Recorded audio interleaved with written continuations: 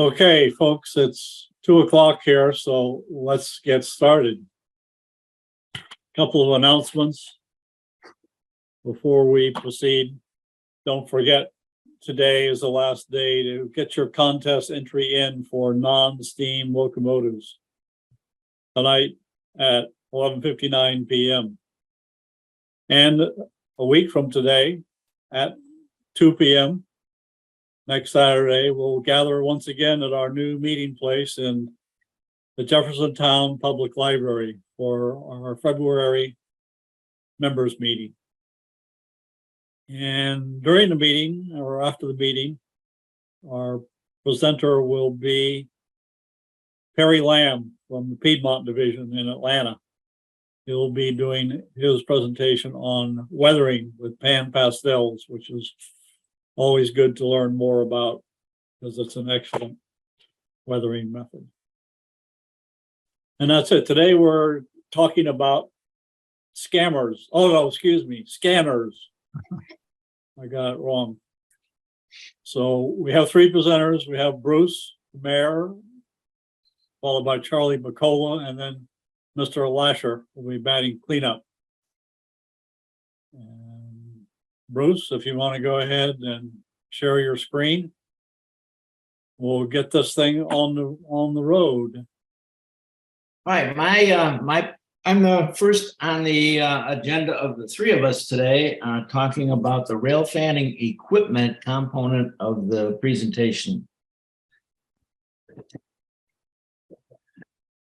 I consider myself to be a relatively big rail fan in comparison to many of the other people, but I've kept it pretty quiet in my discussions with other modelers because it was very apparent to me in the early days that there was a sort of negative status assigned to people who wanted to go out and do rail fanning that had nothing to do with modeling. But that's irrelevant in the sense that I love trains. I've made time to take good pictures. I find good spots to watch. I spend a lot of effort on doing that. And I will almost always stop a conversation and listen if I hear a train rumbling in the distance. So a quick definition of rail fanning, I thought I'd add since I'm first, is chasing after a rail train. My rail fanning is a precursor to authoring books. I do it in a sense in a very large rail fanning modeling. Model it rather, because I want to do enough to get a book put together. I have already created several train hotspots in the country, and I've completed one book. It was published, but it is now out of publication on the Orange Sub in eastern Wyoming, also known as the Powder River coal mining area, Chicago Northwestern, and started it, and the UP and BNSF took it over. I have drafts that are ready for the rat hole on the CNOTP. All I need to do is find the time to do the final editing and getting it ready for publication. And another one on the Highline sub in Montana, which is where I am in fact modeling my home layout after. Those drafts take a lot of time to create, and they have a lot of pictures in them, and that's where I got my skills on rail fanning. My assignment task is to give you a quick summary of the equipment. I chose to use the ones that I use because I know most about them, of course, that I use when I chase trains. Clothing is the first thing that is important. My 3-season clothing for rail fanning, which would exclude anything in the wintertime, but it would be certainly most of the year, requires a good sturdy work boots, smart wool socks to keep your feet warm, jeans generally, or Carhartt pants or something like that, long sleeve shirt, brimmed hat. In the wintertime, a work jacket, it would be required, sort of like a Carhartt hoodie. But I'm going to tell you later that hoodies are a bad thing to use in rail fanning. Here are some pictures of what they would look like. And I would encourage you always to use the high glow color stuff when you're wandering around the railroad. You're in and off of railroad right away. When you do rail fanning, you can get into serious trouble if you get camped somewhere where you are inside there right away. But generally, if you're not mucking around with anything or making anything stupid, you can be there.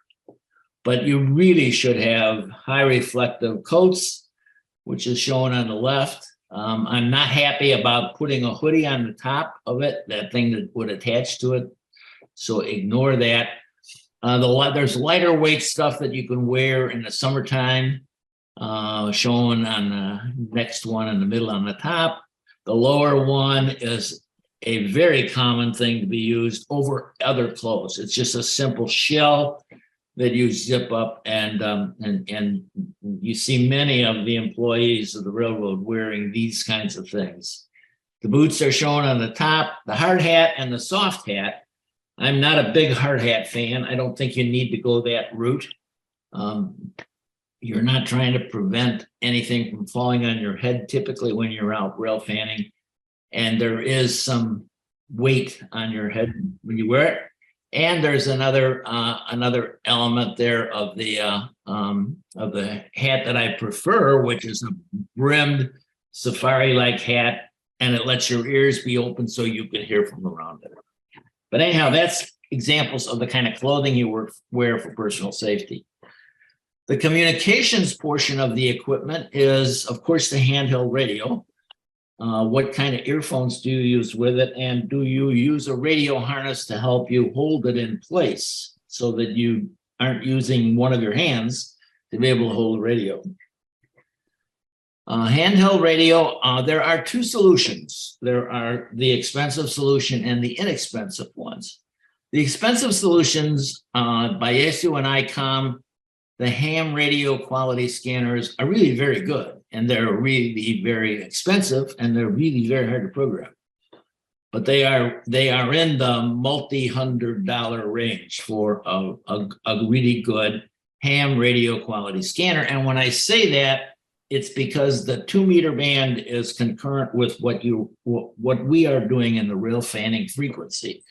So that was why a ham radio person would want to buy one of those. That's why rail fanner would want to buy it, because they can use these other things.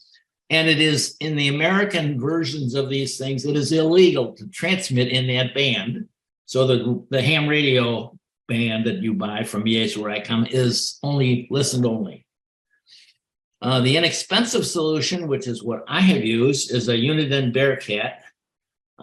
Radio Shack had some good stuff when it was in its heyday, but it's not in the heyday anymore. So most of that stuff is gone into eBay, and I wouldn't waste my time on it now. And an absolute do not buy is any of the damn stuff that comes from China, Baofeng and everything else, who sell a scanner for like $20. And it is not good. It's not very reliable. It is a piece of crap, but they're getting away with it. They don't have FCC, stamps on them indicating that they work properly and all the rest of the stuff. So just simply stay away from that. It's really cheap stuff. The radio requirements require you to easily be able to program the AAR list of frequencies by channel. There are about 100 channels that are used around the country, and they're reused from place to place. So BNSF could be using one in one part of their country, and the Union Pacific could be using it in a different part. The frequencies are assigned by, I believe, the FCC. And the railroad has to use those frequencies that have been assigned to them. They can't just willy-nilly add frequencies. They got to get approvals from the FCC to do that. The radio must be able to scan the entire list of frequencies. It must be able to use AA, AAA batteries, because you really want to avoid rechargeables. There's nothing worse than having to, discover you had it in your pocket in your bag for a month and it ran down, and the first time you try to use it, the rechargeables die. It needs to be lightweight, and it's ideal if you carry it in a radio harness, which I'll show you later. And if you have earbuds that can plug into it, that lets you hear the transmission. And most of the earbuds are good. They allow other sounds to come from around it, so you're not isolated like you would be if you had a over-the-ear cup. My current radio is a Uniden BC95 XLT. It's sized to hold in your hand. It, in fact, is advertised in the model world as the way you use this to go to the stock car races, because you can tune into the frequencies of the individual stock car drivers. That's where the 95 XLT made its big play. But my radio is getting some whiskers, and I can't listen to narrowband transmissions, which isn't important in the world of the stock car radios. So I'm planning on upgrading someday. When I decide I'm not going to buy an engine, I'll buy one of these Uniden Bearcat 125 AT, and that's the one I'll be talking about today. It is non-digital, non-trunking, but it does have narrowband, and narrowband is an effort in the industry to make more radio channels available by changing the bandwidth of the signal down to something called narrowband. It has been edicted by the FCC that you had to do that by a certain time, and they have passed those days so regularly. It's not being implemented very quickly, but it is partially available. You need to have programming software, which in the case of Uniden is free. In the case of Icon, it's one of those bigger hand things that's not. But otherwise, you got to program. If you don't use programming software, you got to put them in one channel at a time. And that is really time consuming. Typically, a Bearcat scanner can listen to 500 frequencies. They store them in storage banks. You only need 100 plus for railroading, but you can also program in aircraft channels, which I also have done because my son's a pilot. Auto alpha tagging lets you also keep an indication on the particular channel identification as to who you're listening to. So it could say CSX or it could say BNSF. And it's what would be the most common use for you of that frequency. And then almost all of them have no weather channels to give you the current weather. This is what the size of it is. Can't show you anything comparable, but that'll fit in the palm of your hand. Okay, and it's got on the left-hand side, it shows where the antenna is located, where the headset jack is located, and then the scroll control to be able to vary where you are programming and so on. But every button has a value there. Okay, so there it is in its picture form. It would almost always require you to buy a new antenna. You'll hear that from us today a lot about the fact that the antennas you get with these radios are not very good. I use a slim duck antenna, VHF 5/8 frequency, and it's cut to 160 megahertz, which is right in the middle of the band of FM of the radio frequencies used by railroads.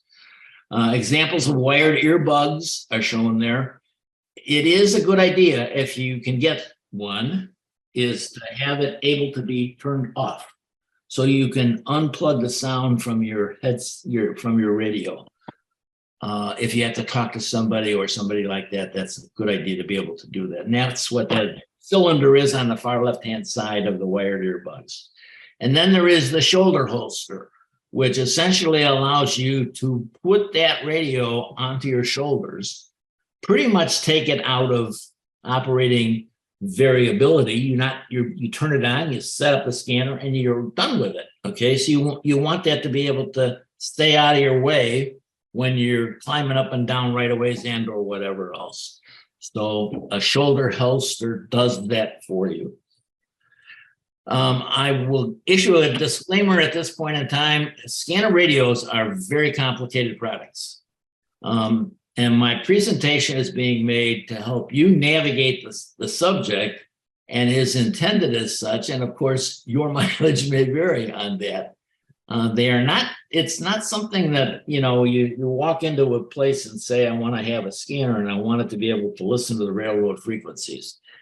It doesn't come that way. It comes as a scanner, and you've got to do a lot of work to make it happen in the right way. But once you do, it's good forever. Any specific questions now will be available for questions at the very end. Charlie, go ahead and share your screen, please. With apologies to Marvin Gaye, I heard it on the train line here. I'll talk a little bit about what you may hear and where to find what you're listening to. Okay, we're talking about listening to railroad communications. One thing I'll point out is that you can lead a happy and fulfilling life without ever doing this, but it's another interesting aspect of the railroad hobby from which you can have enjoyment or possibly learn. Bruce has offered some advice about useful equipment and some of the descriptions of things to listen for. Steve's going to be giving you a lot of information about some of the terminology and so forth. So my focus will be to facilitate making meaningful use of the equipment in the world of radio communications along the railroad. The little picture off to the right of your screen is the Vertex 150, which I use and have used, I guess, for better than a decade. And Division 8 member Kevin Jones is the good guy who put me onto that and got me set up with it. And it has been a reliable friend and quite helpful to me. Also, I'll point out that technically you should have a radio license to use a scanning device in a vehicle. Some, I think, of the people who are doing this do, some of us don't, and take our chances. Never had a problem yet. Okay, options. As Bruce mentioned, some of these devices can be costly, whether you get a base radio or you have a mobile unit, but you don't have to invest in the scanner radio if you'd like to experience listening opportunities. One of which is online called Broadcastify, which there's no exactly local broadcast, but you can hear a number of relevant things, particularly the LCA subdivision of the CSX, and you can hear the Danville terminal on the Norfolk Southern. LCA, of course, it's coming from Oldham County. Essentially, it's the train spot at LaGrange. So that will give you an idea, if you're listening on that, what might be going or coming along the CSX. The Norfolk Southern terminal in Danville, of course, is quite a busy place, being on their primary division that goes down south from Cincinnati, and the trains that will be bound for Louisville will get a mention on that. So you can get a prediction of what's going to be headed westbound on the NS from Danville by listening in on that. One other I listened is the next closest, and that's the St. Louis sub up in Indianapolis, Indiana, and Avon Yard. Okay, so why bother? What are the benefits of listening in? Primarily, it gives you an idea of where the trains are and where they are going. It also provides an opportunity as far as insights on how railroads are currently operating, which may be helpful as the way that you go about your modeling. Also, if you listen locally, you're going to gain some knowledge that will be useful to you when you're traveling. Many places that you can go have little setups, railfan places like LaGrange. A lot of them have radios that broadcast whatever transmissions are being heard in the area. So if you're acquainted with the rhythm of conversations on the radio here, it's going to be a whole lot. There's going to be similarities when you travel to distant places. Now, I will say when you travel out west, it's a different world out there in the way they identify trains and a lot of the other things they say or don't say that can or cannot be helpful. But nonetheless, like anything, it's a learning experience. Okay, Bruce has already mentioned that nominally the railroads live in 100 American Association of Railroad assigned channels. To the best of my knowledge, the first 5 and the last 3 of those 100 are not used by railroads. They're shared with other transportation modes. That may or may not be totally accurate, but I have never encountered a channel below channel 6 or above channel 97. So what's listed on the page you are now seeing are some relevant starters, I would suggest, for the Louisville area. That's 4 CSX channels, which get you the dispatcher, the road channel, and 2 of the yard channels. 22 is actually, you'll probably hear more than 34, but 34 is going to give you more vital information as far as when trains are coming or going. I have on here that a full list will be available on request. I believe Fred has said he's going to email that to everybody. The NS channels, again, dispatcher and 2 yard channels, Paducah and Louisville, the road dispatcher channel, the road and dispatcher share that channel 42. The local yard here in Louisville is predominantly channel 81. Same with Louisville and Indiana. You've got the dispatcher and the yard here. 61 is a good, channel 61 is a good third choice for the LIRC. And lastly is R.J. Corman. Here in this area, channel 49 is both the road and the yard channel, which they really don't need much. Because the only time they're going to be talking on their own channel is when they're over on the headed for the sand train trackage, or when they are taking off on the old road. Also be aware, I have the sounds of silence. That is, communications are not constant. If you have a couple of channels active, you're liable to hear spurts where there's just constant stuff, and then you may go an hour and not hear a peep.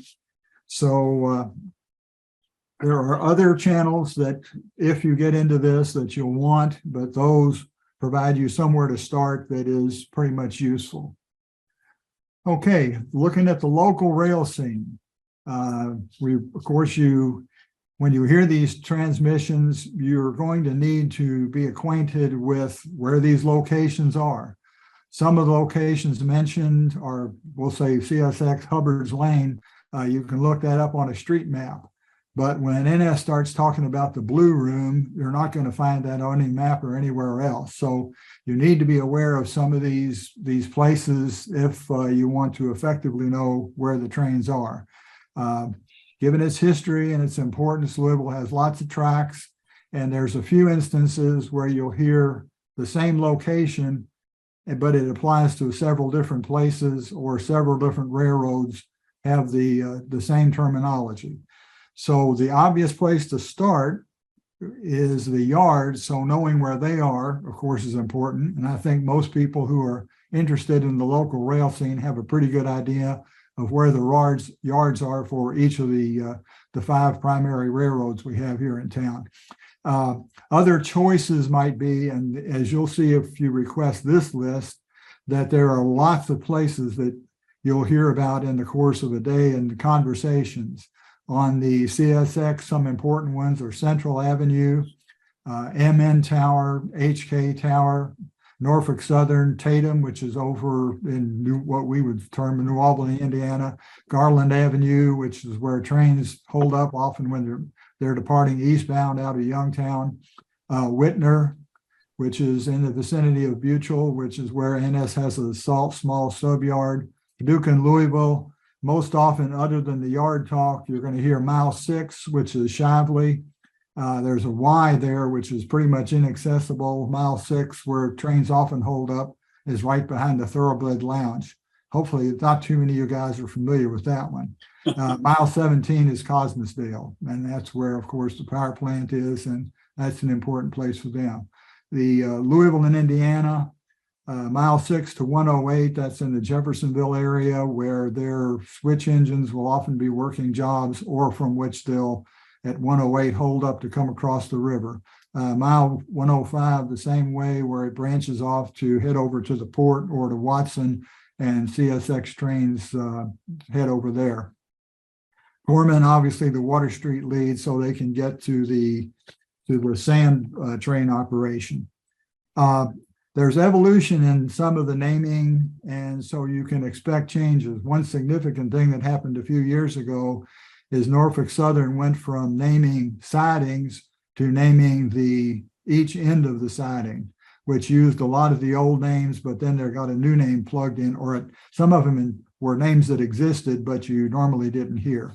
So again, that list will be available if you're interested, and you may find some places that need a correction. A few handy things to know about the Louisville scene. Now, Steve's going to explain some things that you're hearing quite frequently, and that will be a little more detailed. But one thing I'll hop on to is that except for corpsmen, centralized dispatching is used. And for the CSX here in the area, and that's both the mainline sub and the LCL, also called the short line, it's the LD desk that has that, and that person sits physically in Jacksonville and handles those lines. The Norfolk Southern Louisville dispatcher is now situated in Atlanta. Paducah and Louisville, their dispatcher is in Paducah in their headquarters building, and the Louisville and Indiana Jeff Yard dispatcher is in Jeff Yard in a nice little building they had for him. Also be aware that compass directions are one thing when you're driving along, but except for Norfolk Southern, the railroad directions that serve here are north-south, and obviously that leaves NS as east-west.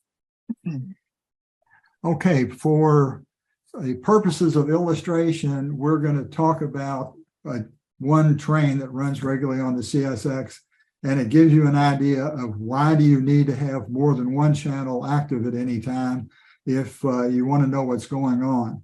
So we're going to talk about CSX M574, which is a manifest train. That is, it carries all sorts of varied cars. It runs daily from Nashville to Cincinnati. So once it gets up here from Nashville, and usually they're going to be working the train overnight, but on channel 34, you'll hear the yard crew who has been working the train, and they will, and again, sometimes you'll hear their work on other channels than 34, but this is where they'll talk about pretty much having the train made up, which is, of course, the keen interest to us. From there, at some point, the road crew will come on duty, and after they take care of some preliminaries, they'll be getting on their train. And on channel 84, they will begin the conversations they have. And typically after they've been on duty for about an hour to 2 hours, depending how long it takes to get a bunch of stuff done that they need to do, they'll be talking on channel 80 to the dispatcher, the LD dispatcher. And one of the first things they'll do is they'll give him basically a departure report. Steve's going to talk about this a little more, I believe. So it's full of information, and this is sort of the key, that if you want to hear any one thing, this is a good thing to hear, is that departure report, because it's going to give power and a bunch of other stuff. At some point, it might be then or a subsequent conversation, the dispatcher is going to give them the authority to depart Osborne Yard. And in this example, we'll call this day one, and because we have another related example.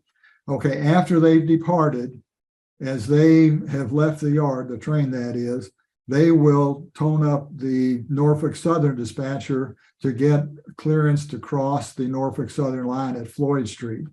Assuming they get that clearance and they go their merry way, and part of that, this is an interesting thing, you'll typically hear that dispatcher, the Norfolk Southern dispatcher, say that they give them north on the north, which means they're going to be going north on the northbound main. Sometimes it'll be north on the south, but this also gives you a clue of which side of the track they're going to be on.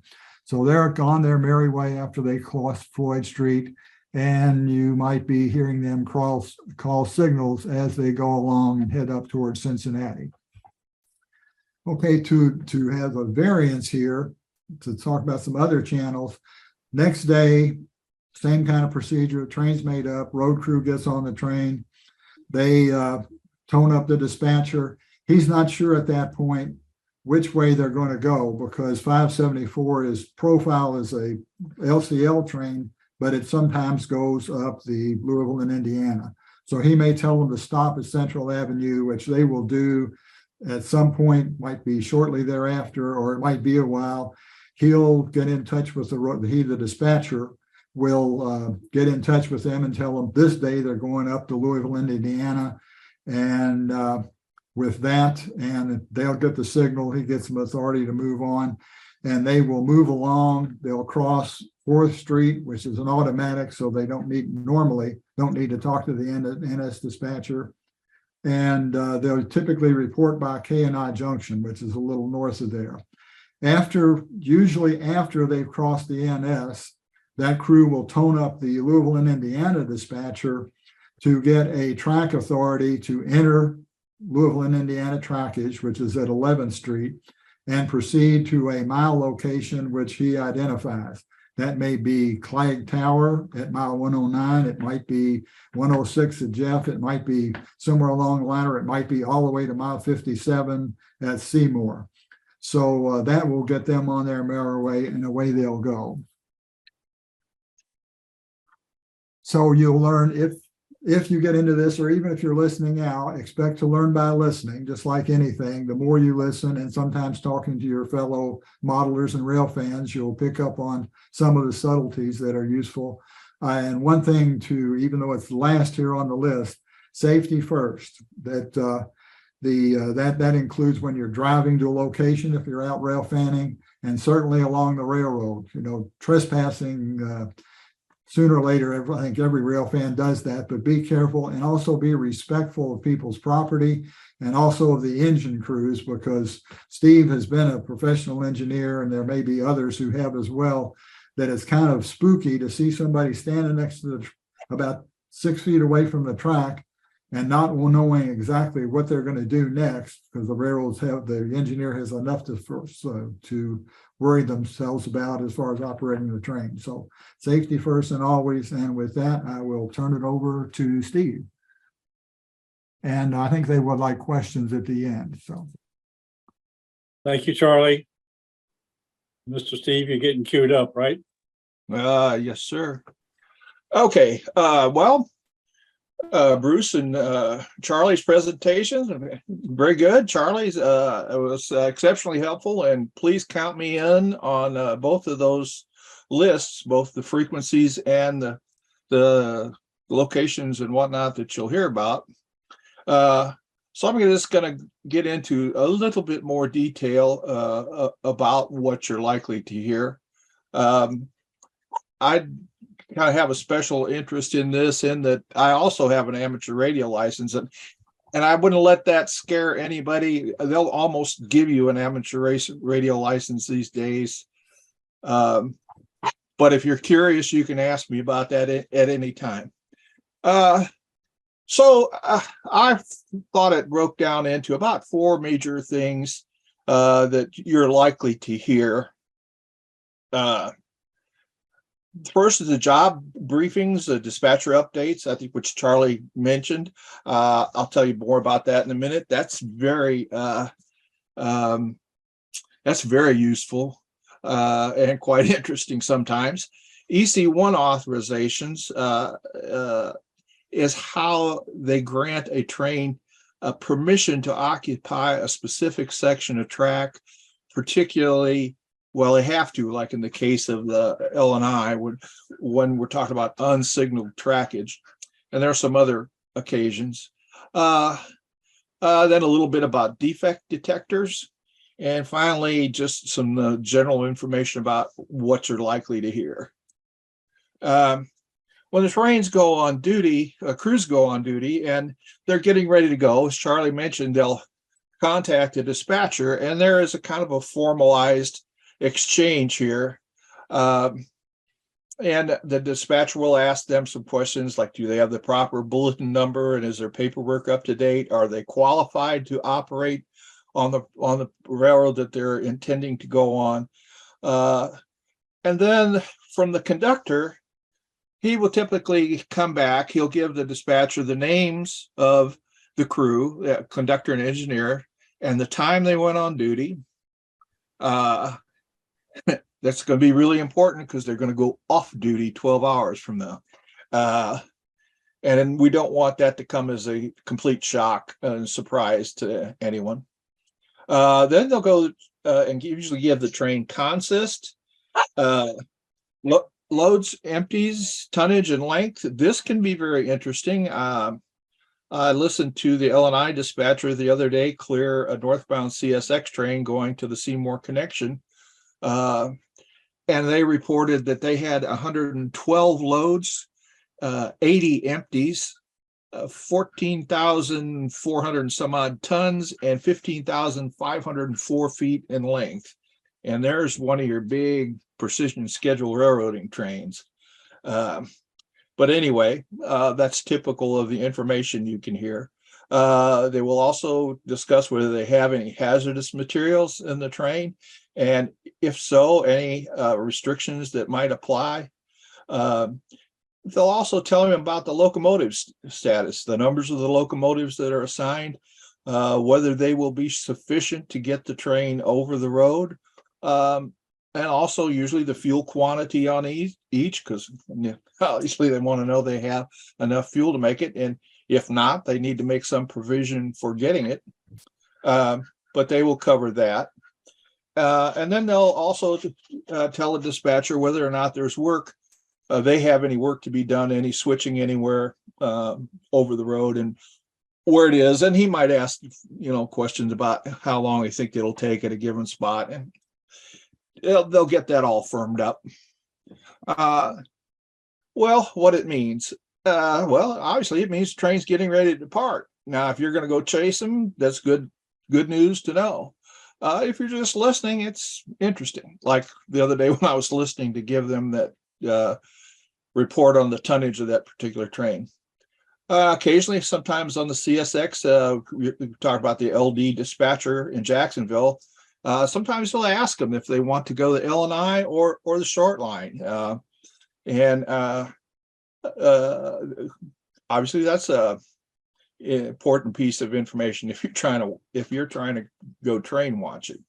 So the bottom line is, it tells you the train's getting ready to depart, and kind of gives you a head up on what's going to be happening. The next item is the EC1. It stands for East Coast, and don't ask me where that came from, but in the NORAC operating rules, it stands for East Coast 1, and it is essentially takes the place of a clearance in the old days, and it's the formal authority for a train to occupy a particular section of mainline track. Now, a bulletin, which you'll hear them talk about bulletin numbers, the bulletin tells them any speed restrictions, any right-of-way concerns or construction going on, blah, blah, blah, is in the bulletin. So the East Coast 1 or the EC1 is what actually gives them authority to occupy a particular section of track. And the dispatcher will tell the crew from where and to where it applies, any special conditions such as working in either direction that are going to apply. The time that it is in effect will be given, and the official identity of that train will be used. I mean, you'll hear him refer to the train by its official designation. There are other pieces of information that can or will be included. The EC1 itself, if you ever look at the form, has provisions for doing lots of different things. It's kind of too complicated really to get into here, and I don't have an example of an EC1 form to show you anyway. If you're curious, we can do that later. But anyway, it won't be made effective until it's repeated back correctly by the addressed crew member. However, once it is repeated and effective, sometimes the dispatcher may informally communicate additional information. So everybody's kind of on the same page. And the significance of the EC1 is that a train has been granted authority to occupy a specified piece of railroad. And on the L&I, for instance, the dispatcher may tell a northbound crew that they're going to meet a train at Underwood, which is actually the first long, useful siding north of Jeffersonville, or to report passing a certain location, which the dispatcher wants to know for his purposes, but he will tell them a report passing 107, for instance. All these things are useful to know if you're out trying to chase them down. Kind of gives you an idea how things are going to play out. Now, defect detectors. These are handy little boogers.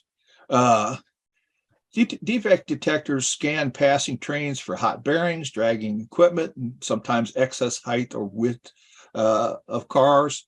They will go off on the radio initially when the train passes. And that's to let the crew know that they are indeed working. And it'll come back on after the train has gone by.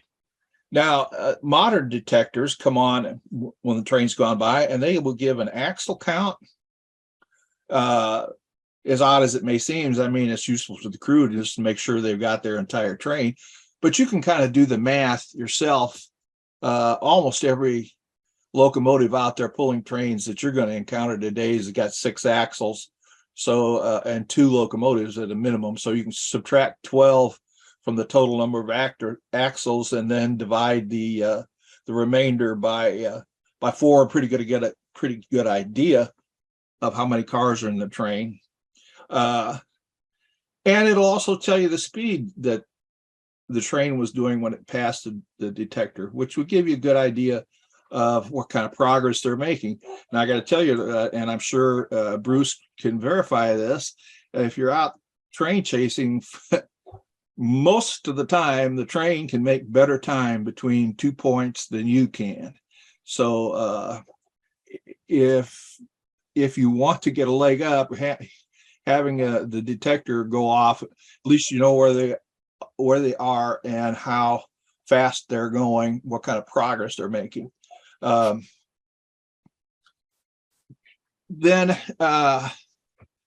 if the detector finds a defect, it will go off immediately and give an axle count from the head end. If there's more than one, they have provisions for more than one defect, which would kind of lead you into another territory here, because it also tells you if they're having problems. If the detector goes off and they have to stop the train and inspect it, well, you can, if you're on this 192 car train and the problem is identified as the 114th car, you got a long ways to go, which can eat up a tremendous amount of time. But some of that's just for your own curiosity, but it's handy to know where they're at. The other problem, let me back up one. The other thing about detectors that's handy is, in the old days, sometimes you could see a signal clear up and you think, oh, good, he's going to run a train. But you wouldn't have any idea where exactly it was. And you sit there for a couple hours and you finally just get tired and say, well, the hell with this, I'm going home, only to meet the train about 3 or 4 minutes after you left the spot.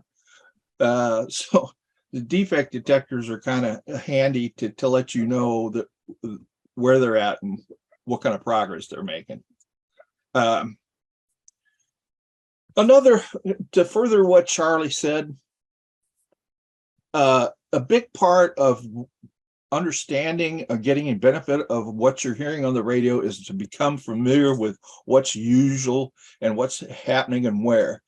In other words, knowing the routine. If you listen enough, you'll begin to hear more and more familiar situations. Because, as I have said on many occasions, and Russell knows this in particular about operations, is railroading is usually a matter of repetitive stuff that happens every day. So really, there's no substitute for knowing your railroad, which Charlie's going to provide those lists, which you'll find, if you want to do this, will find extremely helpful. So there's no substitute for knowing your railroad, and the scanner is just a means for you to kibitz the game. It would be interesting to some people, not so much to others. I find it interesting, but that's just me. A few further thoughts on the thing. On the technical end, as what Bruce mentioned, we were talking about, any radio is no better than its antenna. The best antenna you can buy or build, and I would have to say, as Ron knows, Antenna building is a hobby within a hobby for the radio boys. You don't have to spend big bucks on a commercially made antenna. But the best antenna you can buy or build as high as you can get it with the best coax. If you have much of any distance to go, the coax is important, because a bad coax is like trying to carry water with a leaky bucket. You don't get much. So the best antenna, as high as you can get it with the best coax you can afford to put on it, will maximize what you can hear. On handheld radios, as Bruce made the point, almost any aftermarket antenna will be better than the one it came with. Rubber duckies are not your friend when it comes to the ones that come with the radio. And then if you're in a vehicle, a magnet mount, an external antenna that you can connect to a handheld scanner will dramatically improve its reception. And as a final thought, I've been my personal experience, never lose the instruction book that comes with your radio, because when you first get it, you'll have to learn how to program it, and you'll program it so much that you think you'll never forget how to do it. But guess what? You will. And there are certain features like frequency lockouts and so forth that you'll one day you'll decide you need it, and you can't remember how to do it. So if you go to this or you get a radio, do not lose the book that it comes with it. And that concludes my end of it, folks. I just want to, before we get started with any questions, just reiterate, I sent you a message in comments, but we have these documents that Charlie put together. And if you attended this meeting, we will email you a copy of these useful documents on Railfanning. And if you misplace the email later, or your computer catches on fire tonight, these documents are on the Division 8 website, crazily under clinics. And you might take a look there the next time you're out and about the World Wide Web at the clinic section of the Division 8 website, because there's some other interesting documents I noticed when I was making sure that these documents were there, having been placed by Fred. Thank you, Fred. Questions, please.